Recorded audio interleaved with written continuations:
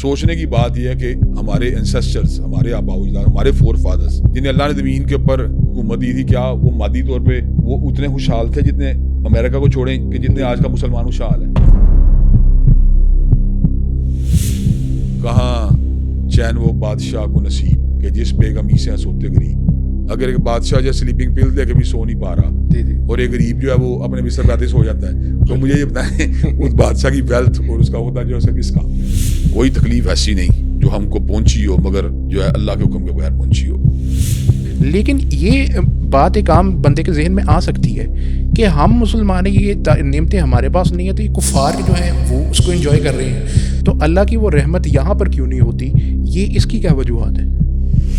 دنیا میں ہماری نیچے ہونے کا اصل وجہ یہ ہے کہ ہمارے اندر وہ جو ایمان اور تقوی کا لیول ہے وہ کم ہے. مگر اپنے مادی طور پہ تو بہت کچھ گین کیا ہے، لیکن اسپرچول جو لاس کیا اس کے نتیجے کے اندر اس وقت بھی دنیا میں نفسیاتی طور پہ بیمار لوگوں کی تعداد مغرب میں بہت زیادہ ہمارے سے.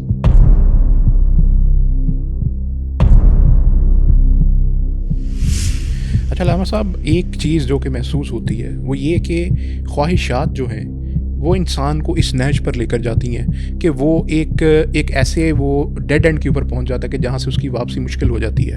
آپ کے خیال میں یہ جو خواہشات کی جو روڈ ہے اس پہ چلنے سے انسان کیسے بچے، اور یہ کہ جائز خواہشات دین کے اندر کتنی اور کس حد تک ہیں؟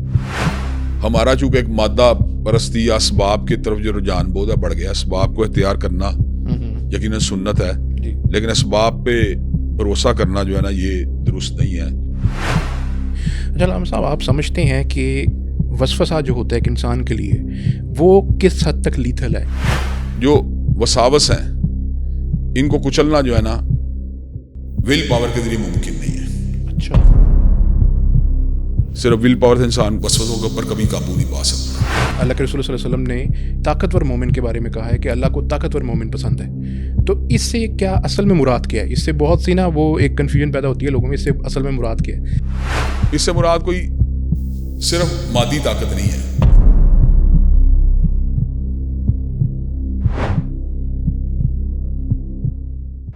ناظرین اکرام، السلام علیکم ورحمۃ اللہ وبرکاتہ. میں آپ کا ہوسٹ ڈاکٹر عمر فاروق سعید ریشنل ریفلیکشنز کے ایک نئے ایپیسوڈ کے ساتھ آپ کی خدمت میں حاضر ہوں.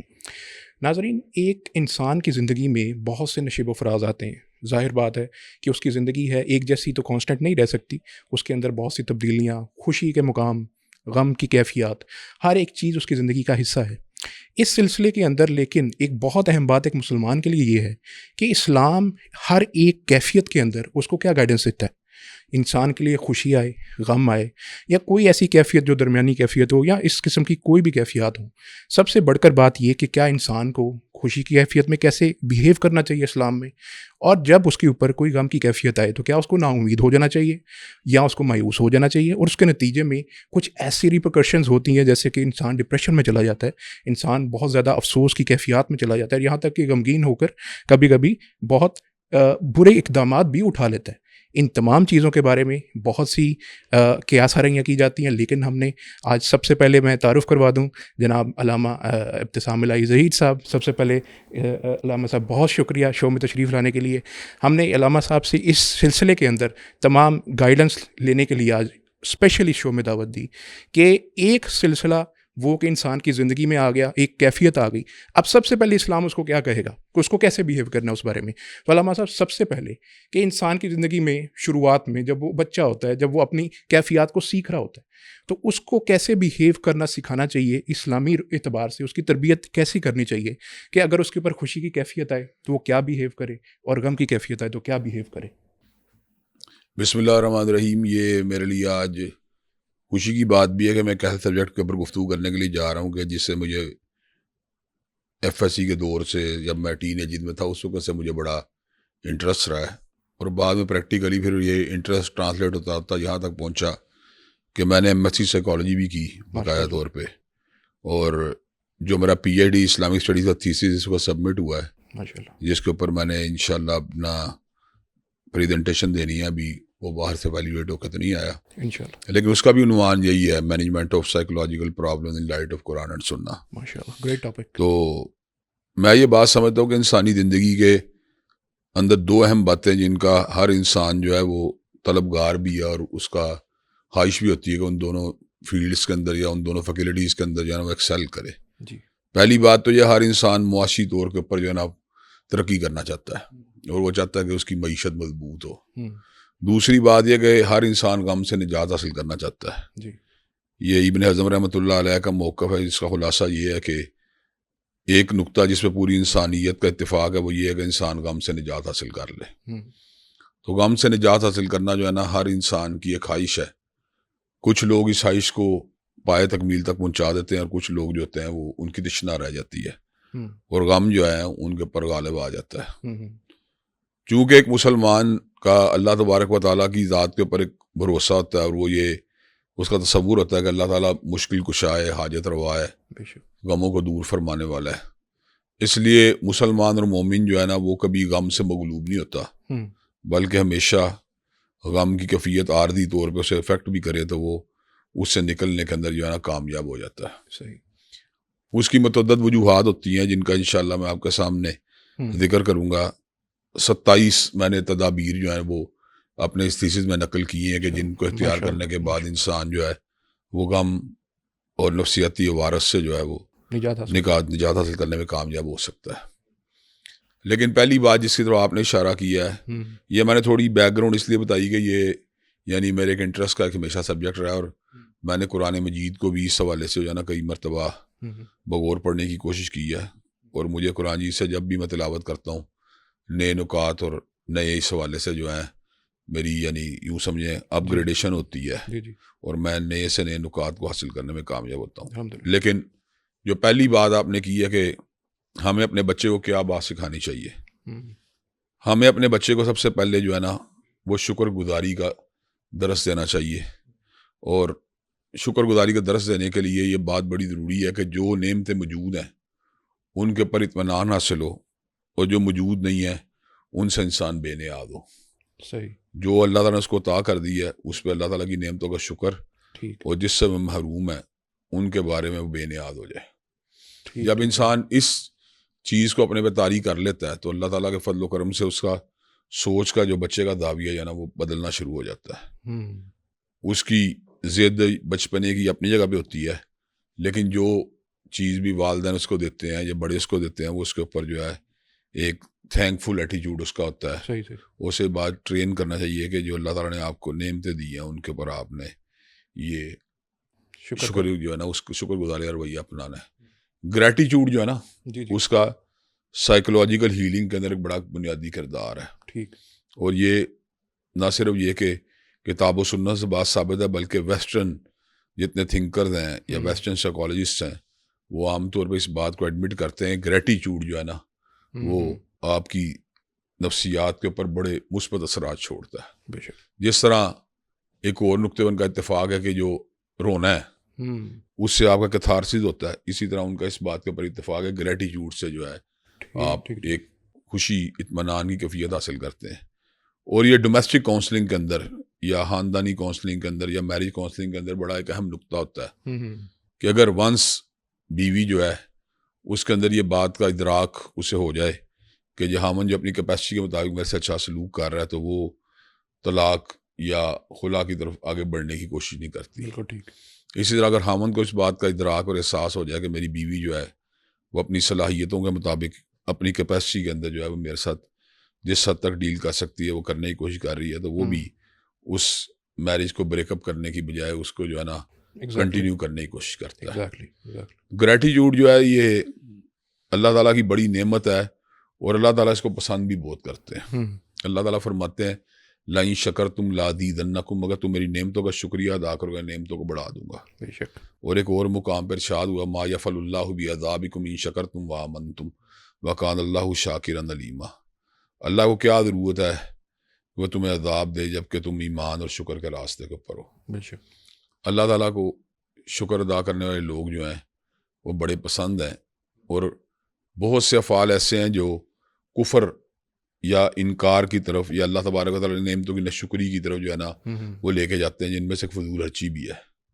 اللہ نے قرآن میں کہا کہ ان المبذرین کانوا اخوان الشیاطین وکان الشیطان ربہ کفورا، کہ بے شک یہ تبذیر کرنے والے لوگ ہیں شیطان کے بھائی ہیں فضول خرچی کرنے والے، اور شیطان جو ہے وہ اپنے رب کا ناشکرا ہے، اپنے رب کا انکار کرنے والا ہے۔ بالکل تو اللہ تبارک و تعالیٰ کو یہ نعمتیں، یہ جو ایک آپ کا ٹریٹ ہے کریکٹر کا، وہ اللہ کو بڑا پسند ہے، اور اللہ نے کئی عظیم ہستیوں کا ذکر بھی اس ٹریٹ کے ساتھ کیا ہے۔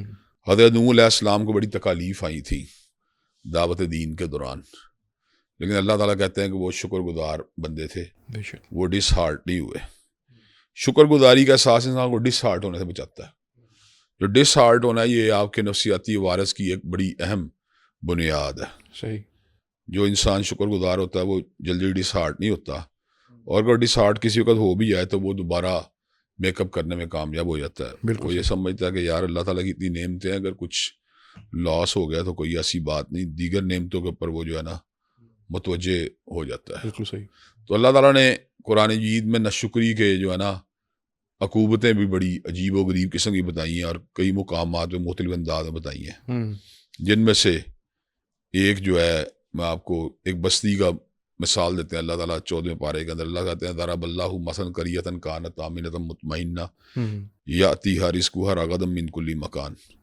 اللہ ایک بستی کی مثال دیتے ہیں جس کے پاس 3 نعمتیں تھیں، داخل میں اطمینان تھا، خارج میں امن تھا، اور یہ سائیکولوجیکل لیول پر بہت بڑی نعمتیں ہوتی ہیں کہ انسان اندر سے مطمئن ہو جی۔ اور باہر امن ہو۔ تو اللہ تعالیٰ کہتے ہیں کہ یاتیہا رزقہا رغدا من کل مکان، اور ساتھ ساتھ اللہ کی یہ بہت بڑی نعمت تھی کہ ان کو اللہ نے معیشت بھی ان کی مستحکم رکھی تھی، رزق ان کا ہر طرف سے آ رہا تھا۔ صحیح۔ فکفرت بانعم اللہ، انہوں نے اللہ کی ناشکری کی، فاذاق اللہ لباس الجوع والخوف بما كانوا یصنعون، تو اللہ تعالیٰ نے ان سے امن اطمینان کو چھین کے ان کے اوپر خوف کو مسلط کر دیا، اور ان سے رزق کو چھین کے ان کے اوپر بھوک کو مسلط کر دیا۔ اس کا مطلب یہ ہے کہ ناشکری جو ہے وہ اللہ تبارک و تعالیٰ کی نعمتوں کے زوال کا ایک سبب ہے۔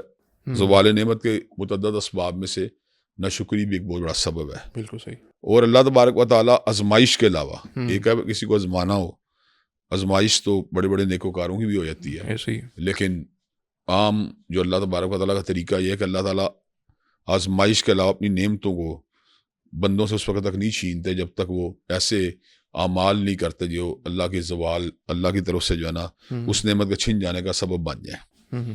تو اللہ تعالیٰ فرماتے ہیں سورہ انفال کے اندر کہ ذالک بان اللہ لم یکو مغیرا نعمتا انعمہا علی قوم حتی یغیروا ما بانفسہم، اور اللہ تعالیٰ ایسے نہیں ہے کہ وہ کسی سے اس کو عطا کردہ نعمت جو ہے وہ چھین لیں، یہاں تک کہ وہ خود ایسے اعمال کرتے ہیں جس کی وجہ سے وہ نعمت جو ہے نا وہ ان سے چھین جاتی ہے۔ بالکل۔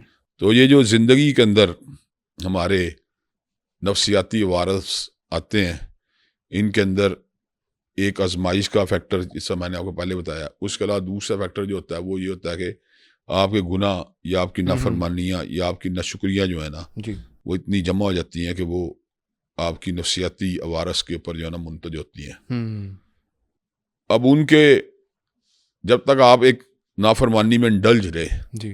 اور اس نافرمانی سے نکلنے کے لیے جو آپ کو ریکوائرڈ ایک پیٹرن تھا اس کو بھی آپ نے اختیار نہیں کیا، تو ظاہری بات یہ ہے کہ اب اس وقت تک تو یہ نہیں ہو سکتا کہ آپ اس کیفیت سے باہر آ جائیں جب تک آپ متعلقہ جو سٹیپس نہیں لیتے۔ ٹھیک۔ لیکن عام طور پہ لوگ جو ہوتے ہیں ان کو صرف اور صرف جو ہے نا مادی ٹولز کے ساتھ جو ہے نا وہ حل کرنے کی کوشش کرتے ہیں، حالانکہ اس کے اندر جو ہے نا سائیکولوجیکل یا اسپرچول جو ٹولز ہیں نا وہ بھی بڑے ضروری ہوتے ہیں۔ بالکل صحیح۔ مثال دے رہا ہوں کہ آپ کی زندگی میں آنے والی جو بیماریاں ہوتی ہیں ان کے اسباب، میں روحانی اسباب کی بات کر رہا ہوں، مادی اسباب کے علاوہ، وہ آزمائش بھی ہو سکتی ہے، آپ کے گناہ بھی ہو سکتے ہیں، بالکل صحیح۔ نظر بد کے اثرات بھی ہو سکتے ہیں، شیطانی اثرات بھی ہو سکتے ہیں، جادو کے اثرات بھی ہو سکتے ہیں، حسد بھی ہو سکتا ہے۔ یہ وہ چیزیں ہیں جن کو تمام کی تمام چیزوں کو اگر انسان اگر ان پہ غور و خوض کرے تو اللہ تعالیٰ کے فضل و کرم سے آپ کے تمام نفسیاتی عوارض جو ہے نا وہ حل ہو سکتے ہیں۔ اور آپ بڑا اس بات کے اوپر اگر توجہ دے تو آپ کو یہ اندازہ ہوگا کہ ان تمام کی تمام آزمائشوں کہہ لیں، ابتلاؤں سے اور تکالیف سے کوپ کرنے کے لیے اللہ کے نبی صلی اللہ علیہ وسلم صبح و شام کے اذکار میں اور نمازوں کے بعد کے اذکار میں ایک مکمل رہنمائی کی ہے۔ جی۔ اب آیت الکرسی مثال دے رہا ہوں، وہ جنات اور آپ کے اوپر شیطانی اثرات کو دور کرنے کا سبب بے ہے. شک بے شک. لا الہ الا اللہ وحدہ لا شریک لہ لہ الملک و لہ الحمد وہو علی کل شیء قدیر شیطانی اثرات کی دوری کا سبب ہے. استغفر اللہ الذی لا الہ الا هو الحی القیوم واتوب الیہ. اللہ تعالیٰ سے جو ہے نا مغفرت کی ایک طلب ہے اس کے اندر پائی جاتی ہے. اچھا اس کے بعد حسد کی اور دیگر جو آپ کے اوپر آفات آنے کے امکانات ہو سکتے ہیں ان کے لیے نبی نے آپ کی جو 3 کل ہیں ان کی کفایت کا ذکر کیا ہے. اگر یہ تمام کے تمام ٹولز اختیار کیے جائیں اور ان میں عمل کیا جائے تو کوئی وجہ نہیں کہ انسان کے نفسیاتی عوارض جو ہے نا وہ حل نہ ہو. کئی مرتبہ ایسا ہوتا ہے کہ ایک چیز ریکوائرڈ ہوتی ہے آپ اس کو اختیار نہیں کرتے جی تو پھر وہ چیز جو ہے نا طول پکڑ جاتی ہے. ایگزیکٹلی. تو اس کے اندر جو ہے نا سورۃ تغابن میں اللہ تعالیٰ فرماتے ہیں ما اصاب مصیبت الا باذن اللہ ومن یؤمن باللہ یہدی قلبہ، کہ کوئی مصیبت ایسی نہیں جو اللہ تعالیٰ کے اذن کے بغیر آتی ہو، اللہ کے حکم کے بغیر آتی ہو. ٹھیک. ومن یؤمن باللہ یہدی قلبہ، اور جو بندہ ایمان لاتا ہے اللہ تعالیٰ اس کے دل کی جو ہے نا رہنمائی کر دیتے ہیں. بالکل صحیح. وہ سمجھ آ جاتی ہے، اسے کنکلوڈ کرنا، اسے غور و خوض کرنا، وہ چیزوں کو جو ہے نا ان کو اس سے اللہ تعالیٰ اس کی رہنمائی کر دیتے ہیں اور وہ پہچان جاتے ہیں کہ اس تکلیف کا اصل سبب کیا تھا. بالکل صحیح. حتیٰ کہ آپ اس بات پہ حیران ہوں گے کہ آزمائشیں بھی کئی مرتبہ اس وقت تک تحلیل نہیں ہوتی جب تک وہ متعلقہ سٹیپس اختیار نہیں کیے جاتے جن سے وہ آزمائش جو ہے نا وہ دور ہو جائے. بالکل. اللہ نے سیدنا یونس علیہ السلام کے ذکر کے بعد یہ بات فرمائی ہے قرآن جیت کے اندر. سورہ صافات میں اللہ ارشاد فرماتے ہیں فلولا انہ کان من المسبحین للبث فی بطنہ الی یوم یبعثون. اگر وہ تسبیح کو بیان نہ کرتے، اللہ کی پاکی کو بیان نہ کرتے تو ایک یوم جدا تک مچھلی کے پیٹ سے نکلنے کا کوئی اور راستہ نہیں تھا. اس کا مطلب یہ ہے کہ کئی مرتبہ ابتلائیں اور آزمائشیں جو بڑی بڑی جیت قسم کی ہستیوں کے اوپر بھی آتی ہیں ان کے ادالے کے لیے ان سٹیپس کا اختیار کرنا ضروری ہوتا ہے جو ان چیزوں کے سے نکلنے کے لیے ضروری ہے. میں آپ کو ایک چھوٹی ایک مثال دیتا ہوں کہ ہمارا چونکہ ایک مادہ پرستی یا اسباب کی طرف جو رجحان بہت ہے بڑھ گیا. اسباب کو اختیار کرنا یقیناً سنت ہے لیکن اسباب پہ بھروسہ کرنا جو ہے نا یہ درست نہیں ہے. بھروسہ اللہ تبارک و تعالیٰ کی ذات کے اوپر ہونا چاہیے. اور کئی مرتبہ ایسا بھی ہوتا ہے کہ اسباب جو ہوتے ہیں وہ کسی ابتلا سے نکلنے کے لیے کافی نہیں ہوتے. اس وقت فقط اللہ تعالیٰ کی نصرت انسان کو اس تکلیف سے متعلقہ نجات دلا سکتی ہے. میں آپ کو مشہور واقعہ ہے لیکن صرف اس موضوع کا انٹیگریٹ کرنے کے لیے اس کا ذکر کر رہا ہوں. بخاری شریف میں آتا ہے کہ وہ بارش کے اندر 3 مسافر جو تھے وہ ایک پھنس گئے تھے اور ایک غار میں پناہ لی تو اوپر آ کے پتھر گر گیا. اب یہاں پر اسباب والی بات ختم ہو گئی تھی. یعنی پتھر کو پش کرنا 3 بندوں کے لیے ممکن نہیں تھا کہ اس کو پش کر کے وہاں نکل آتے. اب انہوں نے کیا کیا، اللہ تبارک و تعالیٰ دعائیں کی اور اللہ کی بارگاہ میں اپنے نیک اعمال کو پیش کر کے جب اللہ تعالیٰ سے اس مصیبت سے نجات حاصل کرنے کی التجا کی تو اللہ تعالیٰ نے ان کی مصیبت کو حل کر دیا. مصائب کا رفع ہونا دعاؤں کے ساتھ، التجاؤں کے ساتھ، رونے دھونے کے ساتھ، صبر کے ساتھ، توکل کے ساتھ، یہ ایک ایسی حقیقت ہے جس کا انکار کرنا اس لیے ممکن نہیں کہ ہم ایک مادیت کی ایک پیک کے دور میں رہ رہے ہیں. لیکن آج کل بھی ہر فیملی کے اندر کوئی نہ کوئی ایسی اگزامپل جو موجود ہوتی ہے کہ جہاں پر روحانی تدابیر کو اختیار کر کے لوگ جو ہیں ان کے مسائل جو ہیں وہ حل ہوتے ہیں. بالکل صحیح. اور وہ کافی سارے لوگ جو ہیں ان کو پتہ بھی ہوتا ہے بالکل کہ یہ مسائل جو ہیں یہ کسی مادی تدبیر یا مادی جدوجہد کے ساتھ حل نہیں تھے ہوئے بلکہ ایک روحانی تدبیر کو اختیار کرنے سے حل ہوئے تھے. کئی مرتبہ ایسا ہوتا ہے کہ انسان ایک بالکل بے بسی کے اندر اللہ دعا مانگتا ہے لیکن ایک دم اللہ تبارک و تعالیٰ انسان کے لیے ایک راستہ بنا دیتا ہے. انسان جب ایک نفسیاتی گراوٹ کی کیفیت میں ہوتا ہے تو اس کو اس کیفیت سے نکلنے کے لیے ان راستوں کا نہیں پتہ ہوتا کیونکہ اس کی اپنی جو سوچ کی اور فکر کی استعداد ہے وہ بھی اس سے مجروح ہو چکی ہوتی ہے ان حوادث اور مصائب کی وجہ سے. لیکن اللہ تبارک و تعالیٰ جو ہے چونکہ اللہ کل شیء قدیر ہے تو اللہ تبارک و تعالیٰ کو یہ بھی پتہ ہوتا ہے کہ اس نے اس مصیبت میں کتنی دیر رہنا ہے اور کتنی دیر رہنے کے بعد اس نے اس تکلیف سے نکل جانا ہے. کئی مرتبہ ایسا بھی ہوتا ہے، یہ میں آپ کو ایک دلچسپ بات سنانے لگا ہوں، کئی مرتبہ ایسا بھی ہوتا ہے کہ آپ کی کوئی فزیکل یا نفسیاتی تکلیف جو ہے نا وہ بغیر کسی وجہ کے بھی ختم ہو جاتی ہے. صحیح ہے. وہ ایسا ہوتا ہے کہ انسان کے کچھ گناہ ہوتے ہیں یا انسان کو کوئی درجہ ایسا ہوتا ہے جو اللہ تعالیٰ نے اس کے قسمت میں یا مقدر میں رکھا ہوتا ہے. ان گناہوں کی معافی یا اس درجے کا ملنا. اللہ نے اس کے لیے طے کیا ہوتا ہے کہ یہ بندہ جو ہے نا یہ اس کو ایک کثرت سے نیکیاں کرنی چاہیے، لیکن وہ نہیں کرتا تو اللہ تعالیٰ اس کو ایک مصیبت کے اندر مبتلا کر دیتے ہیں، جس کی وجہ سے اس کے گناہ جڑ جاتے ہیں یا اس کے درجات جو ہوتے ہیں بلند ہو رہے ہوتے ہیں. جب وہ ٹائم پیریڈ مکمل ہوتا ہے تو اللہ تبارک و تعالیٰ بغیر کسی ایک تدبیر کو اختیار کیے بھی جو ہے نا وہ اس کو ایک دم نجات دیتے ہیں. ایسی مثالیں میرے سامنے موجود ہیں، آپ کے سامنے موجود ہوں گی. کوئی ایسا بندہ ہے جس سے کوئی پیٹ کی خرابی کا مسئلہ ہو گیا یا سر درد کا مسئلہ ہو گیا یا سینے کے اندر کھچاؤ کا مسئلہ ہو گیا، تو وہ کسی ایسی جگہ پہ تھا جہاں پہ مطلوبہ کوئی ڈاکٹر یا میڈیسن بھی موجود نہیں تھی، کسی پہاڑی علاقے میں تھا یا کسی پردیس میں تھا. لیکن ہوا کیا کہ وہ 8-10-15 دن گزرنے کے بعد ایک دم بغیر کسی بیرونی یعنی امداد کے ذریعے ہی وہ حل ہو گیا مسئلہ. تو اس سے یہ ثابت ہوتا ہے کہ در حقیقت انسان کی لائف میں کسی صدمے نے کتنی دیر رہنا ہے، یہ بھی اللہ تبارک و تعالیٰ کے نالج اور اس کے اختیار میں بات ہے، اس کے تصرف میں ہے. اور کس تدبیر کو یا کسی تدبیر کو اختیار کیے بغیر ہی اس نے اس سے نکل جانا ہے، یہ بھی اللہ تبارک و تعالیٰ کے قبضہ اختیار میں ہے. بالکل. اصل بات یہ ہوتی ہے کہ ان چیزوں کے اندر جو پریکٹس ہم کرتے ہیں اس کے اندر جو ہے نا عقیدے کی بھی بڑی اہمیت ہے کہ ہمارا اللہ تبارک و تعالیٰ کی نصرت کے اوپر ایک یقین ہو. بالکل. جب تک اللہ کی نصرت کے اوپر کامل یقین نہ ہو تو اس وقت تک حوادث سے باہر نکلنے کے امکانات جو ہے نا بڑے کمزور ہو جاتے ہیں. اللہ نے قرآن میں موقع پہ انسانوں کی رہنمائی کرتے ہوئے ارشاد فرمایا ہے کہ آپ فرمائیے، نبی صلی اللہ علیہ وسلم آپ فرمائیے لن یصیبنا الا ما کتب اللہ لنا، کہ کوئی تکلیف ایسی نہیں جو ہم کو پہنچی ہو مگر جو ہے اللہ کے حکم کے بغیر پہنچی ہو، اللہ کی لکھے کے بغیر پہنچی ہو. وہ مولانا، وہ ہمارا والی ہے اور اسی کے اوپر ایمان والوں کا توکل ہوتا ہے. بے شک. تو جب اللہ تعالیٰ کے اوپر انسان توکل کرتا ہے، اس کی ذات پہ بھروسہ کرتا ہے، تو اللہ تعالیٰ خود فرماتے ہیں ومن یتوکل علی اللہ فہو حسبہ، کہ جو اللہ کو اپنے لیے کافی سمجھتا ہے، اس پہ بھروسہ کرتا ہے تو اللہ اس کے لیے کافی ہو جاتے ہیں. اور آپ کو بتاؤں دنیا میں کوئی اور رشتہ انسان کے لیے کافی نہیں سوائے اللہ تعالیٰ کی ذات کے. بے شک. بالکل. والدین بھی کئی مرتبہ اس سٹیج پہ آ جاتے ہیں، بچے کو 104 سے اوپر بخار ہو جائے اور آپ کی میڈیسن اس پہ اثر نہ کر رہی ہو تو والدین آنسو تو بہا سکتے ہیں، اس کے فیے سے باہر نہیں نکال سکتے. بالکل ایسے. اسی طرح جو انسان کو کوئی کاروباری لاس ہو جائے تو بیوی جو ہے وہ اس کے کنسول کر سکتی ہے لیکن اس نقصان کا ادالہ نہیں کر سکتی. بالکل ایسے. لیکن اللہ تعالیٰ کی ذات جو ہے نا اس مسئلے کے اندر بہت بالا تر ذات ہے. اللہ تعالیٰ فرماتے ہیں لیس اللہ بکاف عبدہ، کہ اللہ اپنے بندے کے لیے کافی نہیں ہے. اس بیماری سے باہر نکالنا اور اس لاس کے بعد انسان کو کمپنسیٹ کرنا یہ اللہ تعالیٰ کے لیے جو ہے نا کچھ مشکل نہیں. بے شک.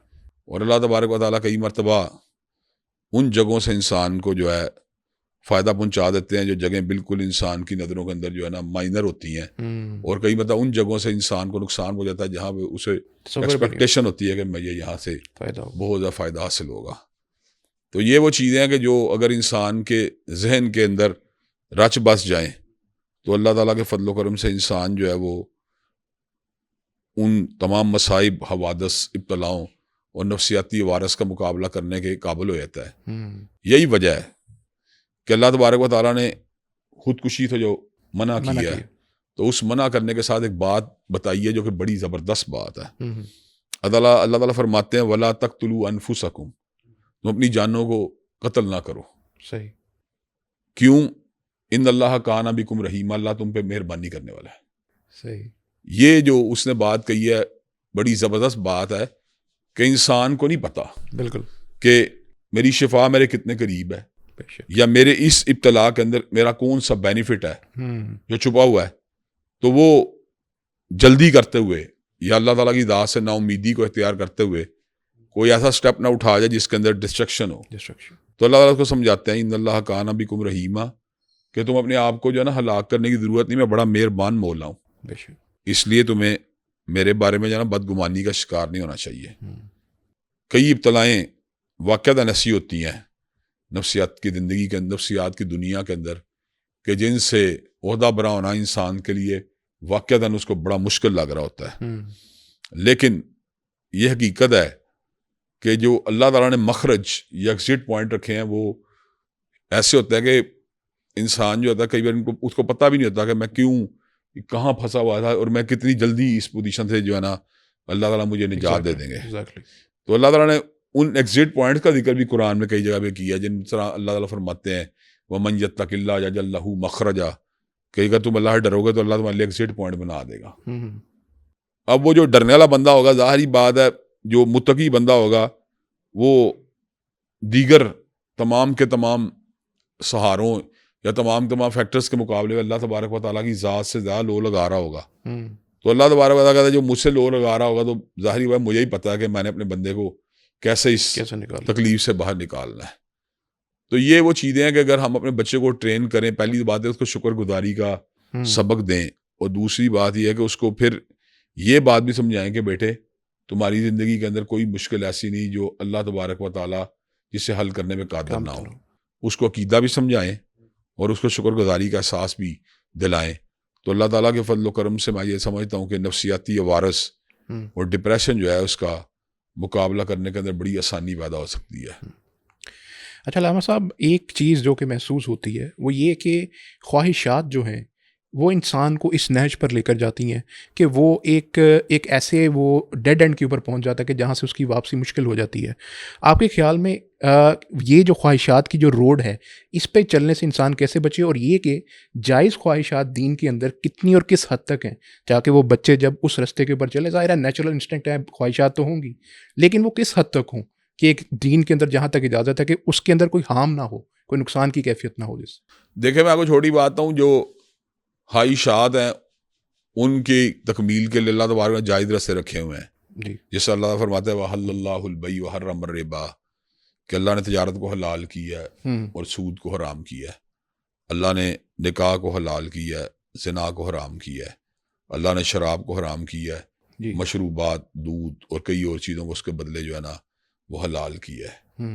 تو اللہ تبارک و تعالیٰ نے ہر جگہ پہ ایک متبادل راستہ رکھا ہوا ہے، اس لیے کہ دین رہبانیت کا دین نہیں ہے. جی، یہ دین فطرت ہے، اور اس کے اندر جو فطری آپ کی انسٹنکٹس، تمنائیں اور جبلت ہے اس کی تشنگی کو دور کرنے کے لیے کوئی نہ کوئی اللہ نے پازیٹیو یا پرمیسیبل وے آؤٹ جو ہے نا وہ آپ کے لیے اللہ نے اس میں رکھا ہوا ہے.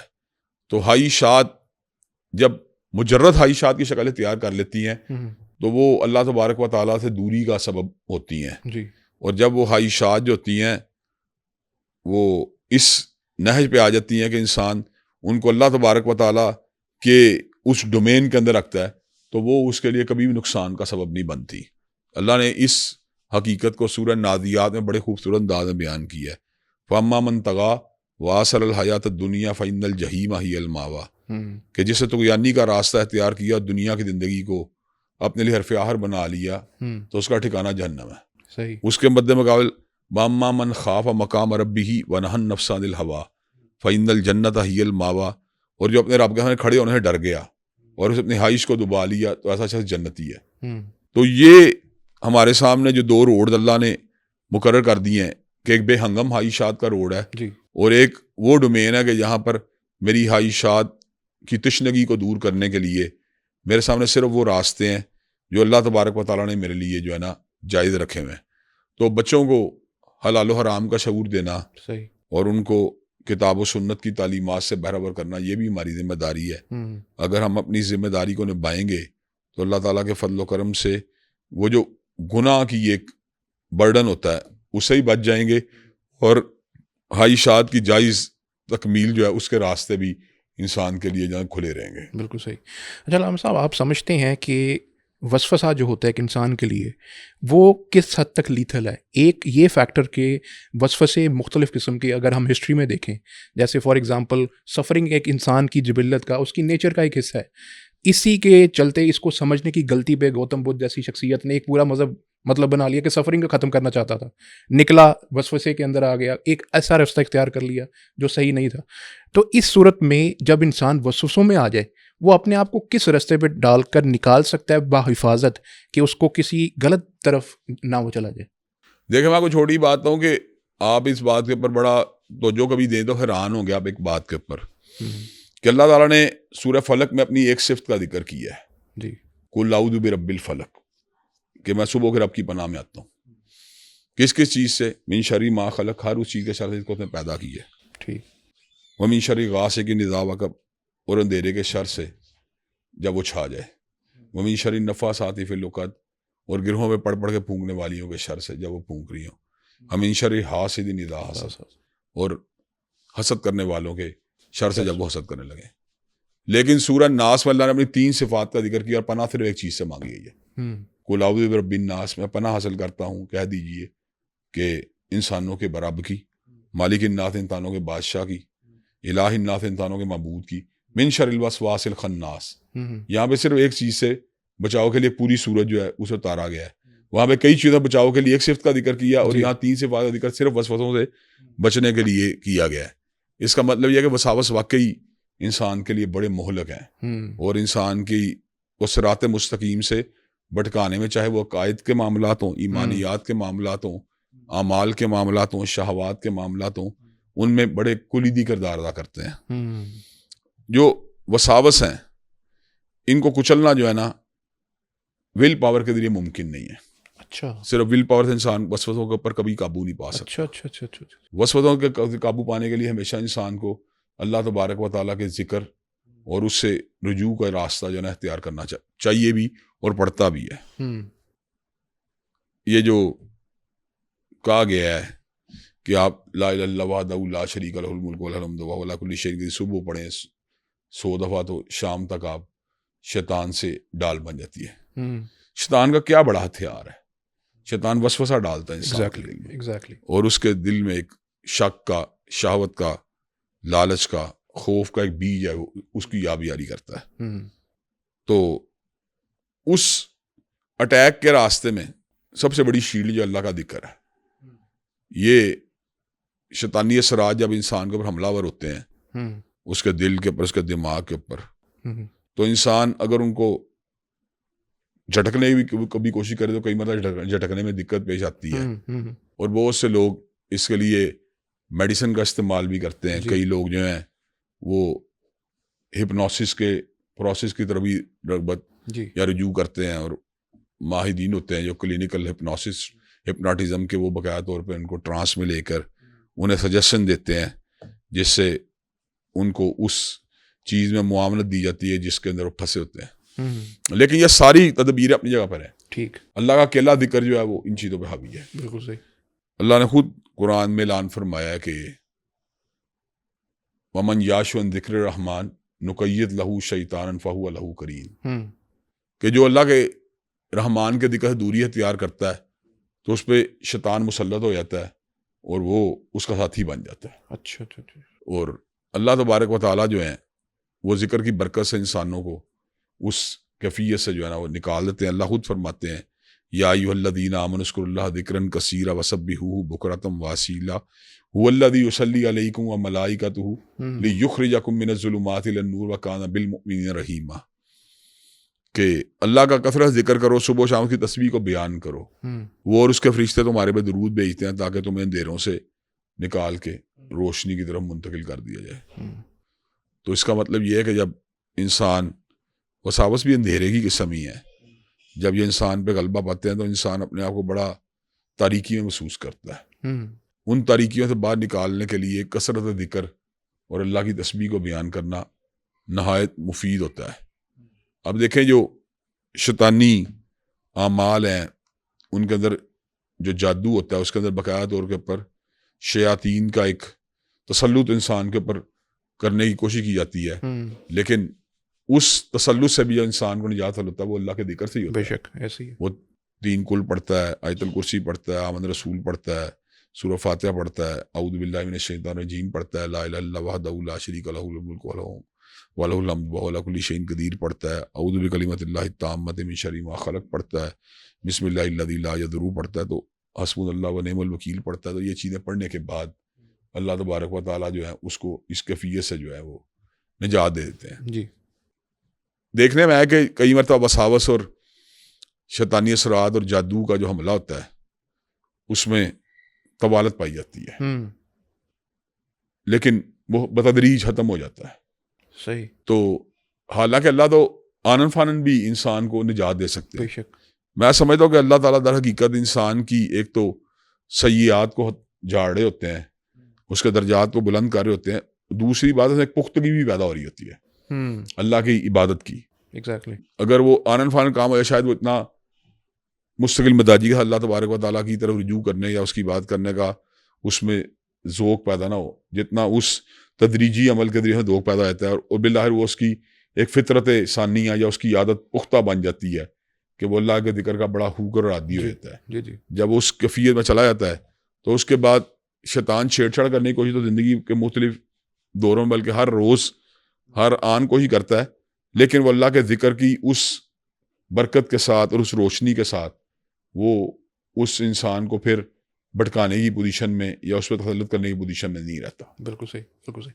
اچھا علامہ صاحب، اگر ہم اپنے معاشرے کو دیکھیں، یہاں پر یہ چیز میں نے ذاتی طور پہ بھی نوٹ کیا، آپ نے بھی یقیناً نوٹ کی ہوگی کہ ہمارے یہاں تہمات کے اوپر بہت زیادہ بھروسہ ہے لوگوں کا.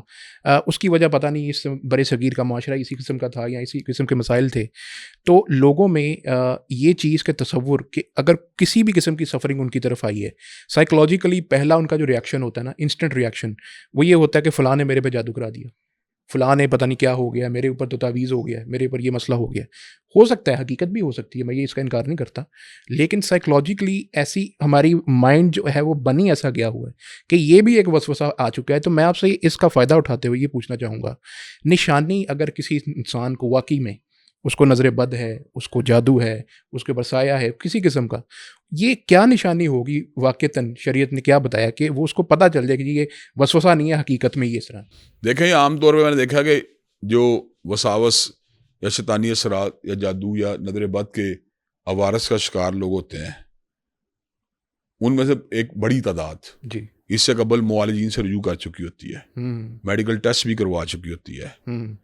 جب ٹیسٹ میں بالکل چیز کلیئر آئے اور جب حکامہ اور معالجین اس بات کی ایشورنس دیں کہ اب کوئی طبی مسئلہ نہیں، اچھا، لیکن انسان کو پھر بھی بے چینی اور پھر بھی انسان کو غم یا پھر بھی انسان کو خفقان یا انگزائٹی کی کیفیت اس کا پیچھا نہ چھوڑے اور ڈپریشن اس کے مسلط رہے، تو ظاہری بات ہے پھر کوئی نہ کوئی تدبیر تو اختیار کرنی پڑے گی یا کوئی نہ کوئی ایسا راستہ تو اختیار کرنا پڑے گا جس کے ذریعے جو ہے وہ انسان کی اس کیفیت کا جو ہے نا وہ ادالہ کیا جا سکے.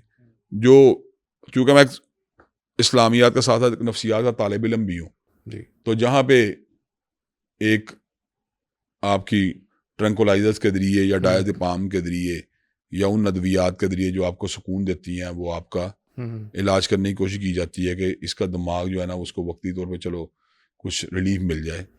وہیں پر جو سائیکیٹرسٹ کی بات نہیں میں کر رہا، جو بیک وقت ایک طبی معالج بھی ہوتے ہیں اور ساتھ ساتھ نفسیات کے علم اور اس کے لیے وہ باقاعدہ دوائیوں کا استعمال بھی کرتے ہیں، کاؤنسلنگ وغیرہ بھی. میں سائیکالوجسٹ کی بات کر رہا ہوں جو اصل میں کاؤنسلنگ وغیرہ کا کام کرتے ہیں.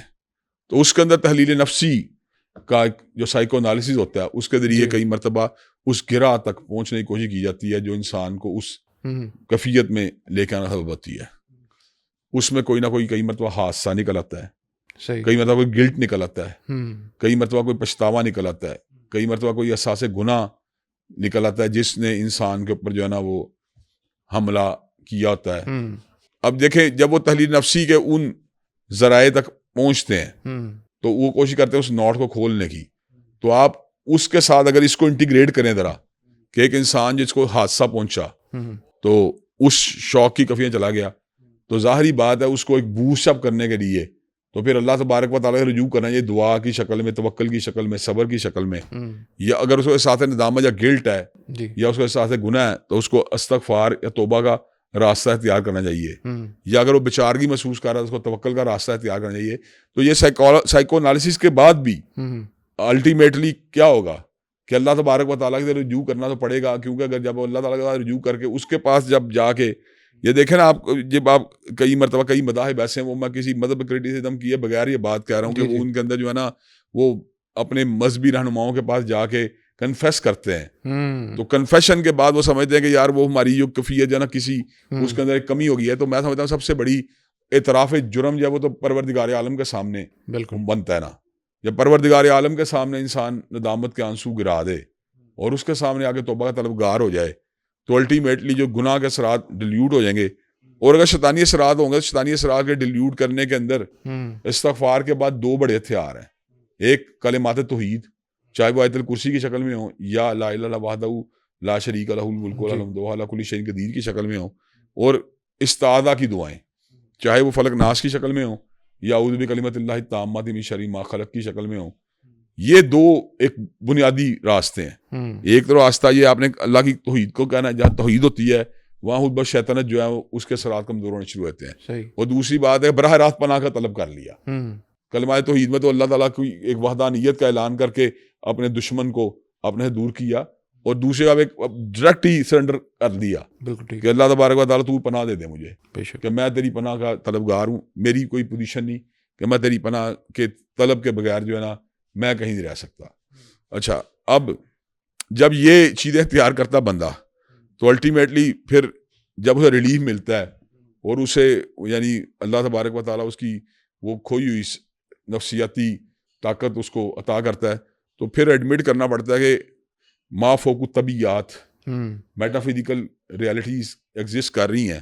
اگر ایگزسٹ نہ کر رہی ہوتی تو ان تدابیر کو اختیار کرنے کے بعد وہ نتائج جن میں سیٹسفیکشن ہے، جن میں اطمینان ہے، جن میں آپ کی روح کے جو ہے نا زخم جو ہیں وہ مندمل ہوتے ہیں، تو پھر یہ بات جو ہے نا یہ کسی مولے کے نہ بھی جائیں تو اس بات کا اعتراف کرنا پڑتا ہے کہ بہرحال کوئی ایسے فیکٹرز موجود ہیں. گناہ بھی تو ایک ندیدہ ایک کفیت ہے نا جس کا علم انسان کو ہے، لیکن وہ اس کے اوپر جو ہے وہ اس کا ایک برڈن ہے. اس طرح شیطانی اثرات بھی ایک ندیدہ کفیت ہے جن کا برڈن ہے. اب آپ خود بتائیں کہ اس کو فقط فزیکل میڈیکیشن کے ذریعے یا فقط کاؤنسلنگ کے ذریعے آپ جتنا بھی اس کو یعنی کہ دور کرنے کی کوشش کریں، اللہ وحدہ لا شریک لہ کے ساتھ جو تعلق ہے اس کے مقابلے کے اوپر تو نہیں آپ پہنچ سکتے. تو الٹیمیٹلی آپ کو اللہ کے ساتھ جو ہے نا رجوع کرنا اور اپنے مقصد حیات کو پہچاننا. کئی بار میں آپ کو بتاؤں، کئی مرتبہ انسان کے نفسیاتی جو عوارض ہوتے ہیں ان کی پیچھے یہ بوریت کا احساس بھی موجود ہوتا ہے. وہ کہتا ہے یار میں تو بور ہو گیا ہوں. کئی مرتبہ اس کے پس منظر میں یہ بھی احساس موجود ہوتا ہے کہ میری ایگزسٹنس کا مقصد کیا ہے، کہ میں مقصد زندگی جو ہے نا وہ اس کو نہیں پہچان رہا. تو یہ چیزیں بھی کئی مرتبہ انسان کو ڈپریشن کے اکیلی بوریت کئی مرتبہ لے جاتی ہے. تو اس کا مطلب یہ ہے کہ بنیادی طور کے پر انسان جس طرح کے نفسیاتی عوارض سے گزرتا ہے یا جس طرح کے نفسیاتی اپس اینڈ ڈاؤن سے گزرتا ہے، ان کا اصل علاج اور اصل حل یہی ہے کہ وہ اللہ کے ساتھ رجوع کرے. اب آپ خود بتائیں ایک بندہ جو اپنے فارغ ٹائم میں ہر وقت اللہ کا رجوع کرنے کی کوشش کرتا ہے اس پر بوریت کا کتنا کو حملہ ہو سکتا ہے. بالکل. اور ایک بندہ جو ہر وقت اللہ کا رجوع کرتا ہے وہ اس کو اپنے مقصد حیات سے کتنی کو یعنی لا تعلقی اس کی ہو سکتی ہے، جو سمجھنے کتنی کنفیوژن کا شکار ہو سکتا ہے. تو میں کبھی کبھار سورہ حشر کی اس آیت مبارکہ پہ جب غور کرتا ہوں تو مجھے نفسیاتی عوارض کے والے سے ایک اور راستہ بھی اللہ تبارک و تعالیٰ بتاتے ہوئے نظر آتے ہیں کہ ان لوگوں کی طرح نہ ہو جاؤ جنہوں نے اللہ کو بلایا تو اللہ نے ان کے نفوس کو بلا دیا. تو اس کا مطلب ہے کہ جب انسان اللہ کو فراموش کرتا ہے تو وہ باقی چیزوں کو کمپریہینڈ کرنے کے اندر بھی کمزوری کا شکار ہو جاتا ہے. اس کی کمپریہنشن مجموعی طور پر متاثر ہو جاتی ہے، اس کا فوکس متاثر ہو جاتا ہے، اس کی کنسنٹریشن متاثر ہو جاتی ہے، اس کا جو ذوق ہے یا اس کے اندر جو انرجی ہے وہ کمزور پڑ جاتی ہے. بالکل. تو یہ ساری کی ساری چیزوں کا اصل حل پھر اسی بات میں ہی ہے کہ انسان اللہ تبارک و تعالیٰ رجوع کرے اور ان تدابیر کو اختیار کرے جو نفسیاتی عوارض کے اوپر قابو پانے میں معاون ہے، جن میں دعا، اللہ تعالیٰ کا ذکر، صدقات بھی ایون الذین ینفقون اموالہم باللیل والنہار سرا وعلانیۃ فلہم اجرہم عند ربہم ولا خوف علیہم ولا ہم یحزنون. جو صبح و شام اور سرن علانی اپنے مال کو اللہ کے راہ خرچ کرتے ہیں ان کا اجر اللہ کے پاس ہے. اللہ ان کے خوف بھی دور کرتا ہے، ان کے غم بھی دور کرتا ہے. الا ان اولیاء اللہ لا خوف علیہم ولا ہم یحزنون الذین آمنوا وکانوا یتقون. اللہ اپنے اولیاء کے خوف کو دور کر دیتا ہے. اور وہاں نشانی اولیاء کی جو ہے نا کوئی خرق عادت کرامات نہیں بتائی گئی، کیونکہ کرامت اصل ولایت نہیں ہے. کرامت ولی صادر ہو سکتی ہے لیکن ولی سے اس کا صدور ہونا ضروری اور لازمی بات بھی نہیں. ٹھیک، اگر صادر ہو جائے پھر بھی ایک سائن ہے، اگر نہ بھی صادر ہو تو ایمان اور تقوی بھی انسان کو مقام ولایت کے اوپر پہنچا سکتا ہے. تو انسان اگر حقیقی مومن اور متقی ہو تو اللہ تبارک و تعالیٰ اس صورت کے اندر بھی جو ہے اس کے خوف اور غم دور کر دیتے ہیں. تو یہ وہ تدابیر ہیں جن کو اختیار کر کے ہم موجودہ دور میں اپنے ڈپریشنز پہ قابو پا سکتے ہیں. اچھا، ملحدین کے ہاں البتہ ایک نظریہ جیسے آپ مجھے فرما رہے تھے تو میرے ذہن میں اچانک سے کویشچن آیا کہ ملحدین میں بھی چونکہ وہ دیکھتے ہیں انسان میں ایک اسپریچول ورلڈ تو ہے، بہرحال وہ خدا میں تو نہیں مانتے، مذہب میں نہیں مانتے، لیکن وہ اسپریچول ورلڈ کو پہچانتے ہیں. اس کے لیے انہوں نے ایک تھیوری نکالی ہوئی ہے، اسپریچول بٹ ناٹ ریلیجس. اچھا، اس کے تحت وہ یہ یوگا، میوزک، اس قسم کی چیزیں کرتے ہیں، اور اس کے بعد وہ انٹرویوز لیتے ہیں لوگوں کو، وہ کہتے ہیں جی مجھے بڑا سکون محسوس ہوا ہے، میں بڑی اچھی کیفیت کے اندر آ گیا یوگا کر کے، سکون مجھے میوزک سے بڑا ملتا ہے. اچھا، یہ والی چیز وہ پروپوگیٹ کرتے ہیں کافی. تو اس میں ایک عام مسلمان کو سمجھانے کے لیے، اور صرف اس اعتبار سے میں آپ سے پوچھ رہا ہوں کہ اس کا کیا معنی ہے، وہ ان کو اس اعتبار سے کیسے وہ سکون حاصل کر لیتے ہیں، یا کس حد تک وہ ہمیں ایک انسان کو، مسلمان کو بتانا چاہیے کہ تمہیں کیوں ریلیجیس اسپرچویلٹی چاہیے، نان ریلیجیس نہیں چاہیے. دیکھیں، میں آپ کو چھوٹی بات ہوں کہ انسان کے اندر اللہ تبارک و تعالیٰ نے ایک چیز رکھی ہے کہ انسان جب تھکتا ہے جی یا ایگزرشن کا شکار ہوتا ہے تو اس کو اپنی بہت ساری جو منفی تخیلات کا مقابلہ کرنے میں آسانی ہوتی ہے، جی تھکاوٹ کی وجہ سے، ایگزرشن کی وجہ سے، اور لامقصدیت کا بھی وقتی طور پہ ڈالنا ہوتا ہے.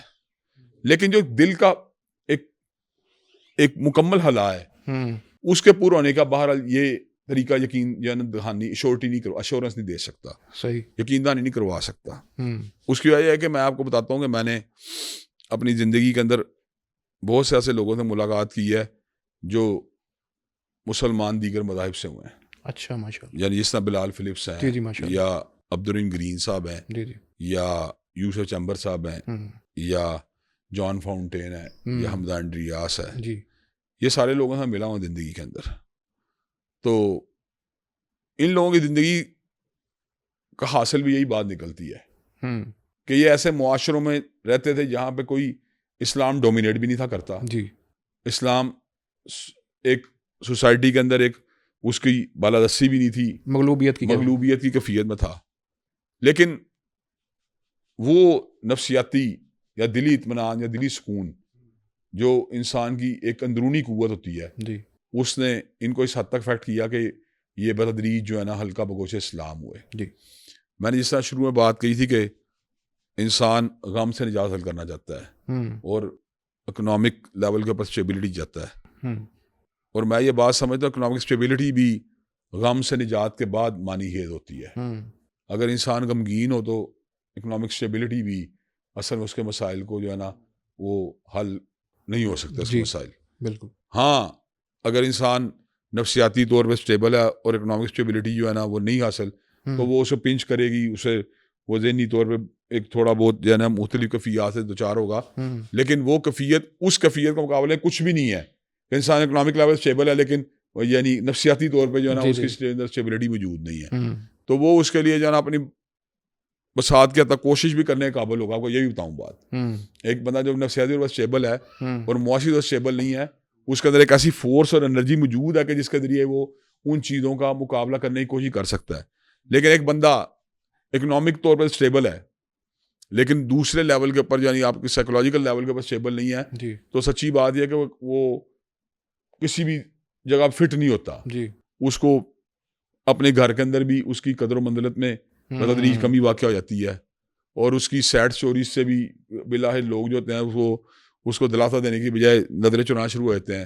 اس کی وہ جو ال فیلنگ ہوتی ہے اس کے وہ جو ہے نا اس کی اسٹوری سن کے انسان کہتا ہے یار یہ تو کوئی تھوڑا جو ہے نا مسئلہ میرے لیے بوریت کا باعث بن گیا. یعنی کہ کوئی بھی انسان کسی کی کنسسٹنٹ جو ہے نا وہ جو بیماریاں ان کا ساتھی نہیں بن سکتا.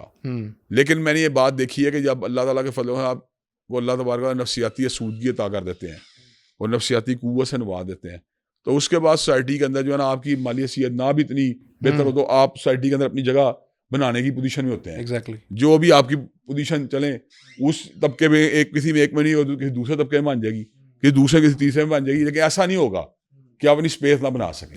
ایون کہ ایسے لوگ اپنی اسپیس بنانے کامیاب ہوتے ہیں کہ جن کے اندر بعض فلاز پائے جاتے ہیں لیکن وہ اپنی اس نفسیاتی قوت کی وجہ سے ان چیزوں کو کوپ کرتے ہوئے بھی سوسائٹی کے اندر اپنا مقام بنانے میں کامیاب ہوتے ہیں. بالکل. تو یہ بات دیکھنے میں آئی ہے کہ یہ لوگ جو ایسی سوسائٹی سے بلانگ کرتے تھے جہاں پر اسلام سوسائٹی میں ڈومینیٹ نہیں تھا کرتا تو پھر بھی وہ مسلمان ہوئے، تو اس کا مطلب یہ ہے کہ وہ فزیکل ایکسرسائز یا اس جسے آپ نے کہا کہ وہ کہنا تھا اسپرچویلٹی جو ریلیجیس نہیں تھی، اگر وہی کفایت کرتی تو شاید وہ اس کو پریفر کرتے. بالکل. کیونکہ اس طرح ان کو کچھ ایسے چیلنجز کا سامنا کرنا پڑا جو اس صورت نہیں کرنا پڑتا. بالکل. دیکھیں وہ ان کو اپنے کچھ کلچرل یعنی کنسٹرینٹس بھی سامنے آئے، کچھ سوشل کنسٹرینٹس بھی سامنے آئے، کوئی ڈومیسٹک معاملات بھی سامنے آئے، کوئی رشتے بھی ٹوٹے، یہ سب کی سب چیزوں کو انہوں نے اگر یہ برداشت کیا تو اس لیے برداشت کیا کہ ان کو اس کے بدلے جو کچھ مل رہا تھا وہ بہت بڑی اچیومنٹ تھی. بالکل بالکل ایسے ہی ہے.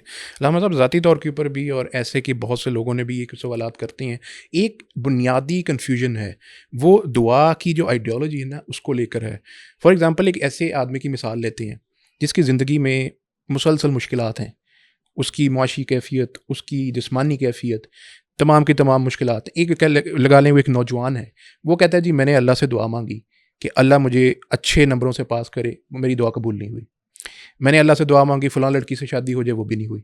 میں نے دعا مانگی اللہ تعالیٰ مجھے فلاں جاب مل جائے, وہ جاب بھی نہیں ملی. مجھے دعا کر کے کیا فائدہ ملا؟ مجھے تو کچھ بھی نہیں ملا. وہ تو مسلسل اس کیفیت کے اندر ہے کہ اس کو مسلسل سفرنگ آ رہی ہے. تو یہ ایک عام مسلمان کے لیے دعا کی آئیڈیالوجی سمجھنے کے لیے میرا آپ سے سوال ہے کہ وہ کیسے دعا کو سمجھے کہ اصل میں یہ کیسے مومن کا ہتھیار ہے جب اس کے وہ ایک دنیاوی اس کے مسائل اس سے حل نہیں ہوتے. دیکھیں میں کوئی چھوٹی بات ہوں کہ پہلی بات تو ہے کہ کچھ ایسے بیریئرز بھی ہوتے ہیں جو آپ کی دعا کے راستے میں حائل ہو جاتے ہیں. اچھا مثال دینا, جس کے حرام کما رہے ہیں, جی, قطع رحمی کر رہے ہیں, اور بعض جو فنڈامنٹل لائبلٹیز ہیں ان کو, جو ابلیگیشنز ہیں ان کو ادا نہیں کر رہے, تو اس سے بھی دعائیں جو ہیں وہ کئی مرتبہ معلق ہو جاتی ہیں. اچھا پھر ایک بات ہے دعوت دعا میں شامل ہے کہ اللہ کی تعریف کی جائے, رسول کریم صلی اللہ علیہ وسلم کی ذات پر درود بھیجا جائے, وہ بھی کئی مرتبہ احتیاط اور اس کے لوازمات پورے نہیں کیے جاتے. لیکن اگر یہ سارے فیکٹرز پورے ہو جائیں تو پھر بھی کئی مرتبہ ایسا ہوتا ہے کہ دعا عین اس طرح پوری نہیں ہوتی کہ جس طرح انسان کی خواہش ہوتی ہے. اچھا, یہاں پہ وہ چیز ہے جس کو سمجھنے کی ضرورت ہے. پہلی تو بات ہے ان نقائص کو اور ان بیریئرز کو اوور کم کرنے کے لیے تدابیر کو اختیار کیا جائے جس کے ذریعے دعا جو ہے نا معلق ہے میری, میں اپنے رزق کا جائزہ لوں, میں اپنی قطع رحمی کا جائزہ لوں, ٹھیک ہے, میں اپنے ریاکاری کا جائزہ لوں, صحیح, تمام چیزوں کا جائزہ لوں گا. ایسی کیا وجہ ہے کہ میری دعائیں قبول نہیں ہوتی؟ اگر میں ان چیزوں کو اوور کم کرتا ہوں اور میری دعائیں پھر بھی معلق رہتی ہیں تو پھر میرے لیے جو ہے نا نبی علیہ السلام نے مجھے رہنمائی دی ہے کہ دعا کا پہلا درجہ یہ ہے کہ وہ اسی طرح قبول ہے جس طرح مانگی گئی ہے. دوسرا درجہ یہ ہے کہ اللہ تعالیٰ اس کے نتیجے میں کسی بڑی ہرڈل سے یا بڑے حادثے سے بچا لے. اور تیسرا درجہ یہ ہے کہ انسان کی دعا جو ہے ذخیرہ آخرت بن جائے. صحیح, چونکہ آخرت کے مقابلے دنیا کی زندگی بہت معمولی ہے, بلکہ حقیقت یہ ہے کہ کوئی حیثیت اور کوئی وقت نہیں. بالکل ایسے ہی. تو اخروی کامیابی ایک ایسی کامیابی ہے کہ جو انسان کو حقیقت میں مطلوب ہے. تو اس جگہ کے لیے اللہ تعالیٰ اس کو ذخیرہ کر لیتے ہیں نیکیوں کی شکل میں. تو کل قیامت میں جب وہ دیکھے گا کہ میری نیکیاں کہاں لگا گیا, پتہ چلے گا یہ وہ دعائیں ہیں جو تشنا رہ گئی تھی. تو انسان اس کو تمنا کرے گا کہ کاش میری ساری دعائیں تشنا رہ جاتی. تو دعا کی فلسفے کے اندر جو ہے نا یہ ساری کی ساری باتیں شامل ہے. اگر انسان ان چیزوں میں غور کرے اور ان کا دعا مانگتا رہے تو میں نے دیکھا کہ بہت سی دعائیں مٹیریلائز بھی ہوتی ہیں, بہت سی دعائیں مٹیریلائز ہوتی ہیں, اور کچھ دعائیں ایسی بھی ہوتی ہیں جو مٹیریلائز اگر نہیں ہوتی تو ان کے پس منظر میں اللہ تعالیٰ کا یہ قول موجود ہوتا ہے کہ آسان تکرہو شیء وہو خیر لکم وآسان تحبوا شیء وہو شر لکم, کہ انسان کسی ایسی چیز کی طلب کر رہا ہوتا ہے جو اللہ کا پتہ تو اس کے لیے بہتر نہیں, اور کسی ایسی چیز سے کوئی سے دور ہونا چاہتا ہے جو اللہ کا پتہ اس کے لیے بہتر ہے.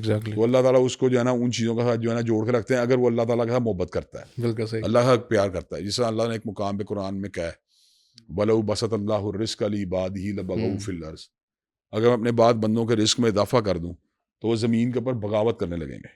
صحیح. وَلَٰكِن يُنَزِّلُ بِقَدَرٍ مَّا يَشَاءُ, تو اللہ تبارک و تعالیٰ کیا کرتے ہیں کہ وہ ایک حسب حیثیت جو ہے نا اس کو عطا کیے رہتے ہیں تاکہ وہ اللہ کا بندہ بن کے رہے. اچھا, ایک بندے کو ایسے اللہ نے چھوڑ دیا ہے, وہ اللہ اس سے لاپرواہ ہو گئے, اللہ اس سے بے نیاد ہو گئے اس کے گناہوں کی وجہ سے, تو اس کے ساتھ یہ معاملہ نہیں ہوتا.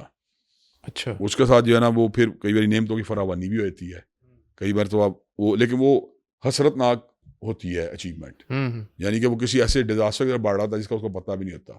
جیسا اللہ نے قارون کا واقعہ قرآن میں بیان کیا ہے کہ بستی کے لوگوں نے کہا یا لیت لنا مثل ما اوتی قارون, اے کاش ہمیں بھی وہ مل جائے یا قارون کے پاس ہے.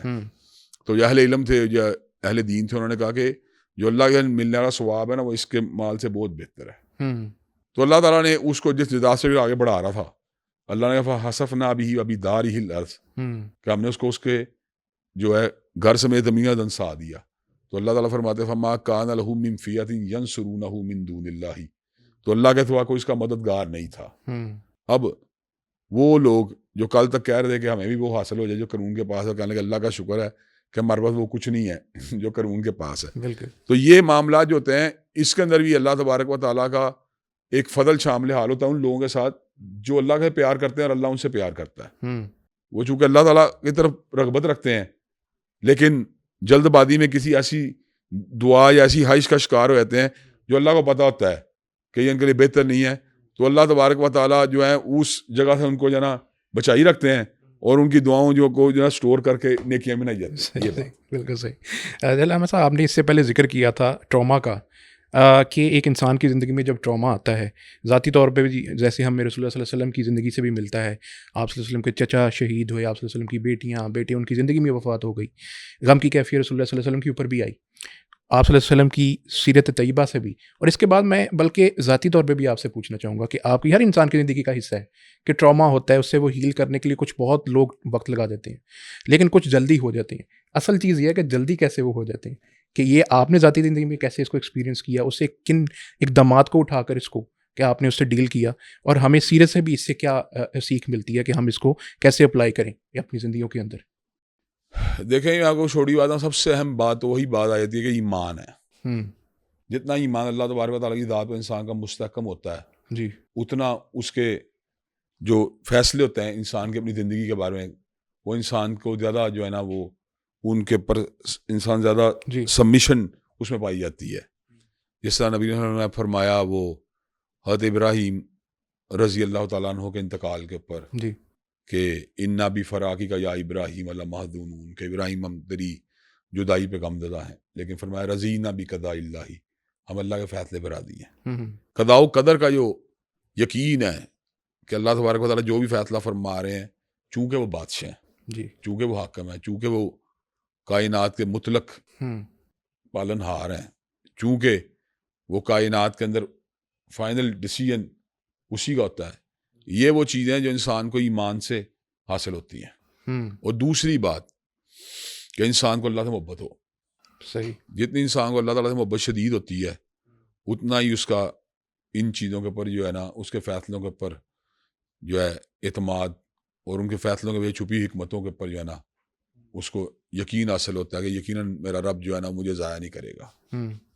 کیونکہ جو اللہ سے محبت کرتا ہے اور جو اللہ تبارک و تعالیٰ کے ساتھ پہ ایمان رکھتا ہے اور جو اللہ تعالیٰ کی حدود کا پاسداری کرتا ہے اللہ تعالیٰ اس ایسے بندے کو ضائع نہیں ہونے دیتے.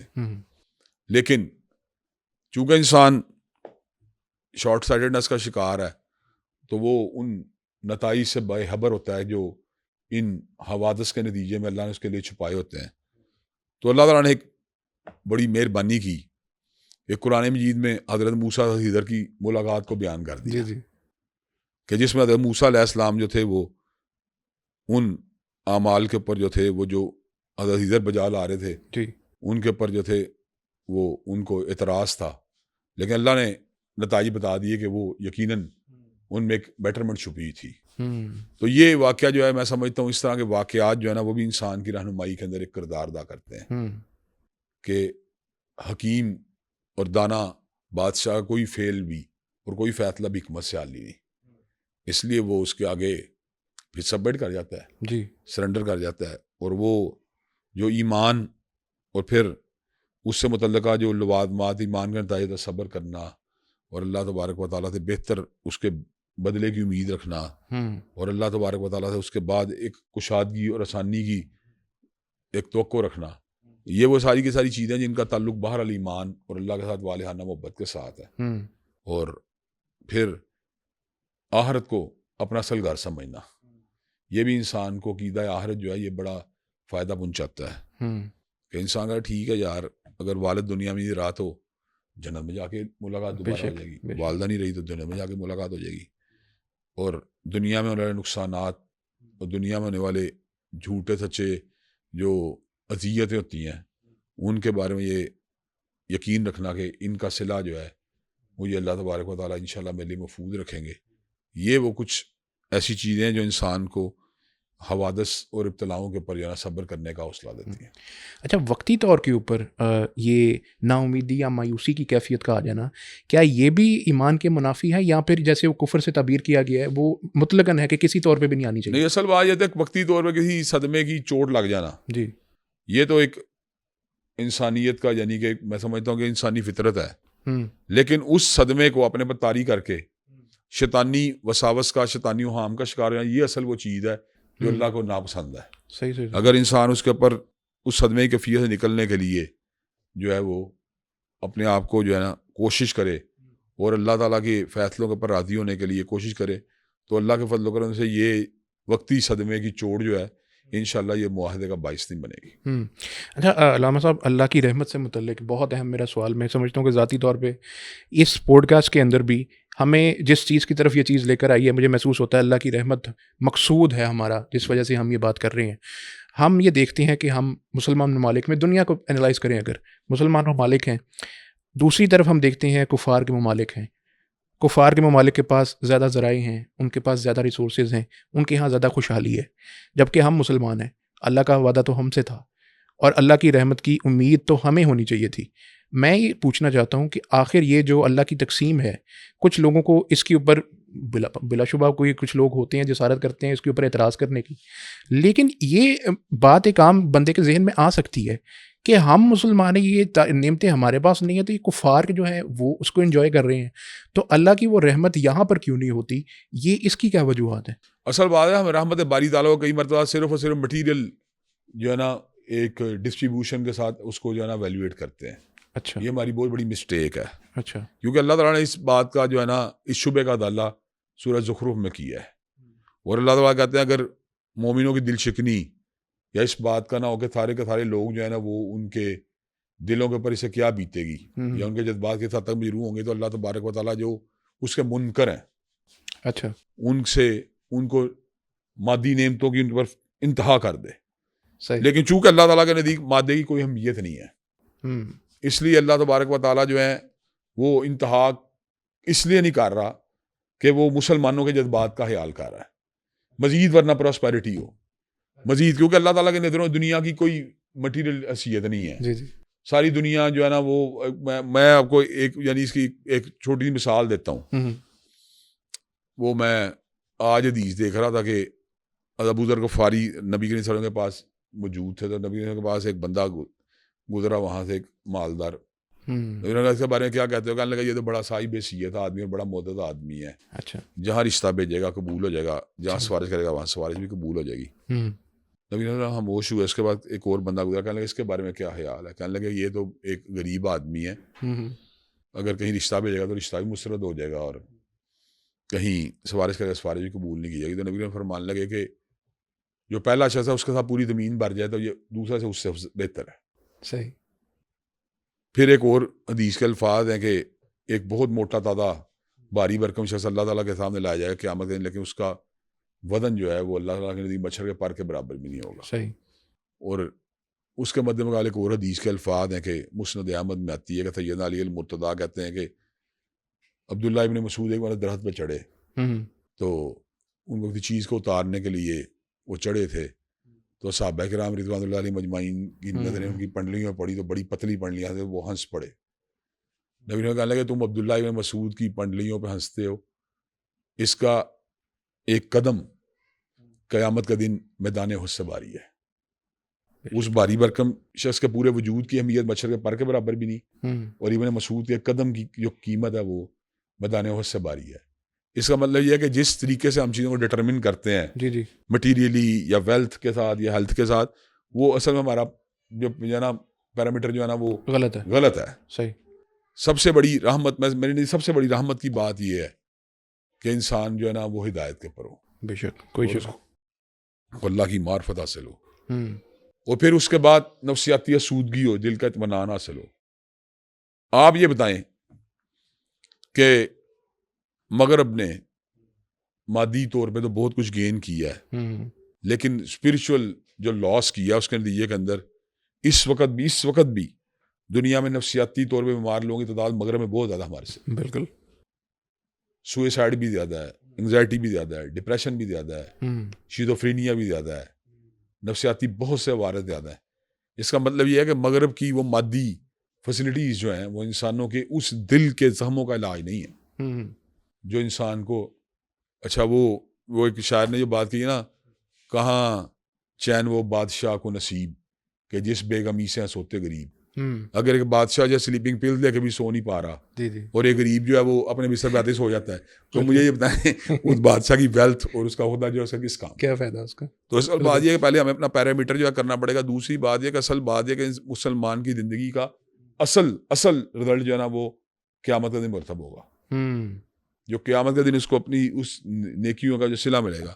کیا وجہ نبی نے مسکینی کی زندگی کو پسند کی ہے؟ اگر واقعی ویلتھ اتنی ہی اہم چیز ہے تو کیوں نہیں انہوں نے ویلتھ کو اپنے لیے پریفر کیا؟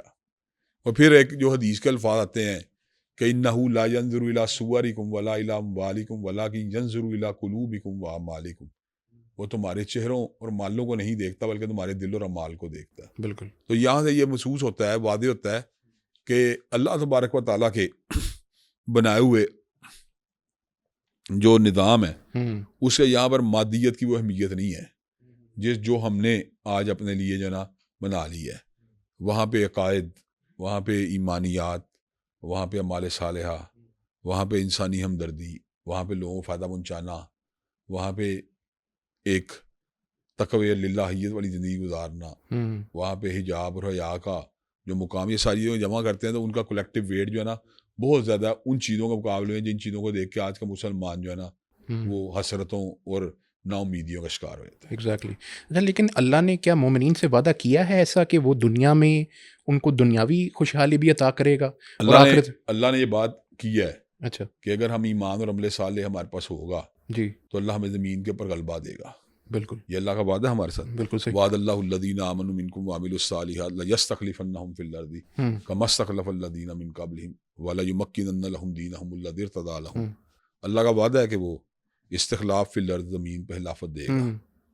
سوچنے کی بات یہ ہے کہ ہمارے انسیسٹرز, ہمارے آباء و اجداد, ہمارے فور فادرز جی جنہیں اللہ نے زمین کے اوپر حکومت دی تھی, کیا وہ مادی طور پہ وہ اتنے خوشحال تھے جتنے امریکہ کو چھوڑیں کہ جتنے آج کا مسلمان خوشحال ہے؟ ایگزیکٹلی. اتنے خوشحال نہیں تھا جتنا آج کا مسلمان خوشحال ہے. پٹرول ہے, گیس ہے, بڑے بڑے محلات ہیں, بڑی بڑی گاڑیاں ہیں, بڑے بڑے جہاز ہیں.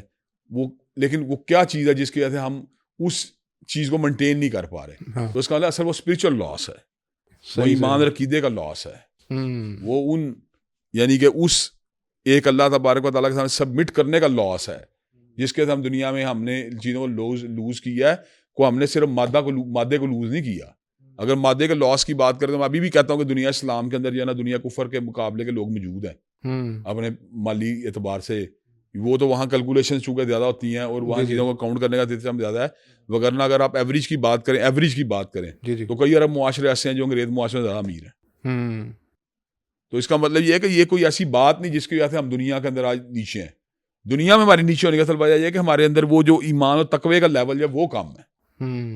جو ہمارے آباء و اجداد جس کو کوئی اہمیت نہیں دیتے, حضرت عمر فاروق جو پوری آدھی دنیا کے حکمران تھے, اتنے بڑے سربراہ تھے, حاکم تھے, وہ کیا انہوں نے مادے کو کتنی کو اہمیت دی ہے؟ ایگزیکٹلی. یا حضرت صدیق اکبر نے مادے کو کتنی اہمیت دی ہے؟ سیدنا علی المرتضیٰ نے, عثمان غنی نے مادے کو کتنی کو اہمیت دی ہے؟ بالکل. عثمان تو بہت امیر تاجر بھی تھے لیکن زمانہ خلافت میں انہوں نے کتنا کو اس مادے کو اہمیت دی ہے. تو اس کا مطلب اصل چیز جو ہمارا اصل لاس ہوا ہے اسپرچل لاس ہے, ہمارا روحانی لاس ہوا ہے جہاں سے ہم نے چیزوں کو لوز کیا ہے. اگر ہماری وہ چیزیں آج بھی ہم مینٹین کر دیں یعنی ایمان اور عمل صالح کا لاس, تو ہم دوبارہ دنیا میں غالب آ سکتے ہیں. اچھا, آخر میں لیکن ایک حدیث ضرور کوٹ کر کے آپ سے اس کی ایکسپلینیشن جاننا چاہوں گا جس میں اللہ کے رسول صلی اللہ علیہ وسلم نے طاقتور مومن کے بارے میں کہا ہے کہ اللہ کو طاقتور مومن پسند ہے. تو اس سے کیا اصل میں مراد کیا ہے؟ اس سے بہت سی نا وہ ایک کنفیوژن پیدا ہوتی ہے لوگوں میں, اس سے اصل میں مراد کیا ہے؟ تو یہ میں آپ سے جاننا چاہوں گا کہ کیا اس سے مراد ہے. اس سے مراد کوئی صرف مادی طاقت نہیں ہے. اچھا, مادی طاقت کا ایک حصہ ہو سکتی ہے لیکن میں آپ کو چھوٹی بات آتا ہوں, آپ کو ساری بات کلیئر ہے. جی جی. کیا حضرت عمر رضی اللہ عنہ بہت بڑے امیر تاجر تھے؟ نہیں, لیکن یہ تو ہر بندے کو ہوتا ہے کہ طاقتور بہت تھے, طاقتور مسلمان تھے. جی جی. تو اللہ نبی نے دعا مانگی کہ اللہ تعالیٰ اسلام کو دے دے عمر فاروق کے ذریعے. اور وہ جو ڈول کھینچنے والی خواب بھی آپ نے دیکھی, جی جی, وہ ڈول کھینچی جا رہے ہیں سراب کے لیے جا رہے ہیں کھیتوں کو, تو وہ کون سی طاقت تھی؟ حضرت علی المرتضیٰ جو ہر بندے کو پتہ ہے جی, کہ وہ انہوں نے اپنی زندگی جو ہے نا فقر کے اندر گزاری ہے, صاب و صفا میں گزاری. اپنی زندگی زیادہ اس حالت میں گزاری ہے کہ جس کے اندر وہ اتنا زیادہ معیشت کو انہوں نے کبھی بھی اپنا جو ہے نا ایک گول نہیں بنایا. کون بندہ کہتا تھا علی طاقتور نہیں تھے؟ یعنی کہ یہ تو ہر بندے کو کہتا تھا علی المرتضیٰ ایک طاقتور مومن ہے. بے شک. تو اس کا مطلب یہ طاقت ہو سکتا ہے, اس میں ویلتھ ایک پہلو ہو, پورشن ہو سکتا ہے, لیکن اس کی مثالیں اس کے کئی ملتی ہیں کہ طاقتور مومن کون تھے جنہوں نے یعنی کہ وہ جو ہے دنیا کے اندر جو ہے اسلام کے فروغ میں نمایاں کردار. اب یہ بتائیں جو انہوں نے وہاں پہ مرحب کا مقابلہ کیا یا خیبر قلعے کو فتح کیا, اس کے اندر کیا چیز تھی؟ وہ طاقتور تھے کہ نہیں؟ وہ بہادر بھی تھے, طاقتور بھی تھے. تو اس کا مطلب ہے طاقت اور بہادری کوئی ایسی چیز نہیں ہے کہ جس کا لازمی جڑا ہو. میں آپ کو ایک چھوٹی مثال, ایک قرآن سے ایک مثال دیتا ہوں جس سے بات مزید واضح ہو جائے گی. حضرت شمائیل علیہ السلام کے پاس بنی اسرائیل کے لوگ آئے اور کہنے لگے کہ ہم ایک بادشاہ کی ضرورت کے دیر کے بعد ہم جہاد کریں.